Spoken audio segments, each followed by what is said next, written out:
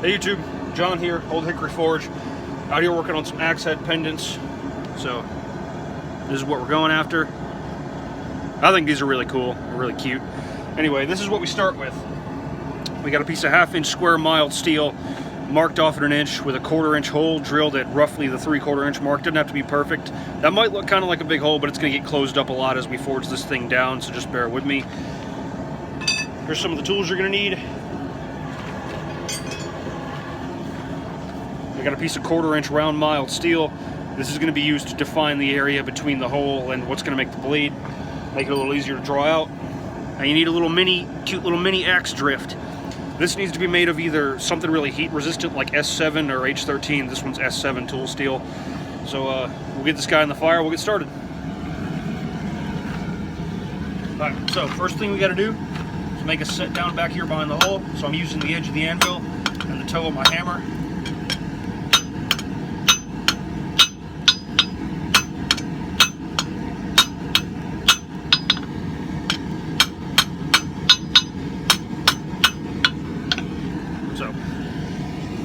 So we got to taper this out just a little bit to get some more length. Get it squared up for now. So next, take your piece of 1/4 inch round, hold it nice and steady.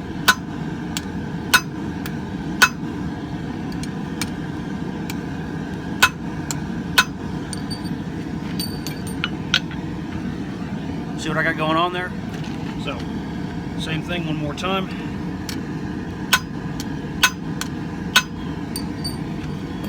Press up the sides. Before we go any further, go ahead and open this hole back up. If you let it close all the way, it's going to be a serious pain to get back open when you're actually trying to finish this thing.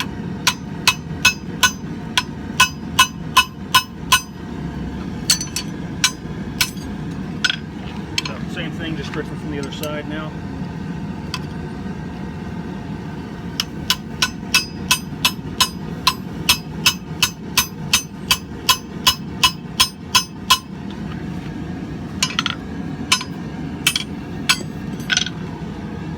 See, now we got a nice clean hole to work with. So now we start tapering out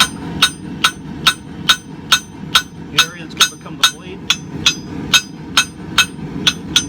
Spread it out with a cross peen.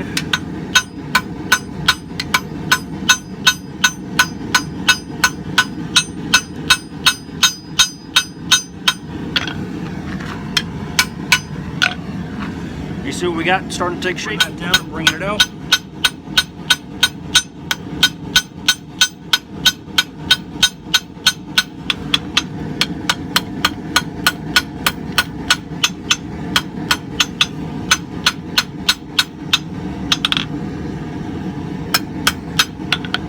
Find that beard a little more.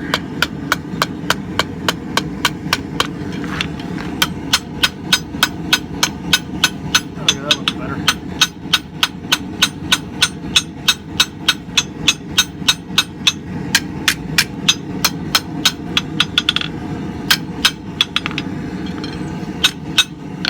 Let's strip this hole back open.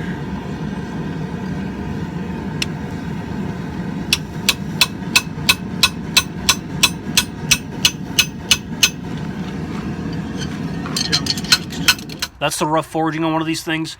The main thing is to get enough width on the edge so that it looks presentable. You want about 1 inch of length. We have a good bit of excess material that we're about to grind off here in a minute. You could forge it a lot closer to finish, but with a piece this small, you lose heat so quickly it's just faster to grind it. So I'll bring you back when we got this guy on the grinder. So next thing we got to do is take off all the excess material. This is what we got right now. I just sliced it off on the bandsaw really quick. So I'm going to knock down these corners, remove a bunch of material here, bring this forward and bring this back and rough in some really steep bevels to make it look sharp. It's not actually supposed to be sharp, but you want it to look like an axe head. You know, you could make it sharp, and then what if some kid wears it to school and slices somebody with it? And the next thing you know, you got the parents filing a lawsuit against you. So make it fake sharp.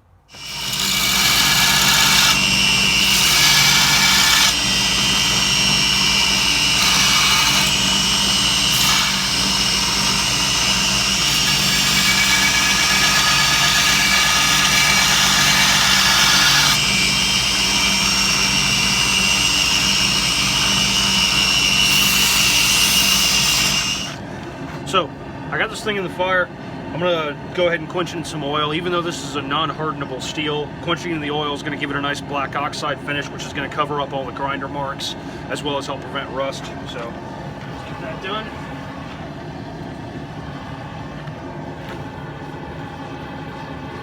Be really careful not to drop it, because getting it out of there is a nightmare.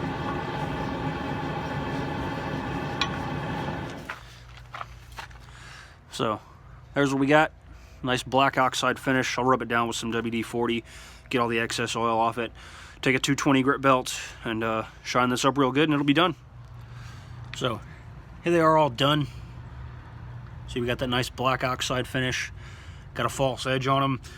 I took the edge up to 220 grit until it was sharp, and then I just ran it over the slack of the belt to knock the edge off. I mean, you couldn't cut yourself with that thing if you wanted to. But yeah, put it on some wax cotton cord.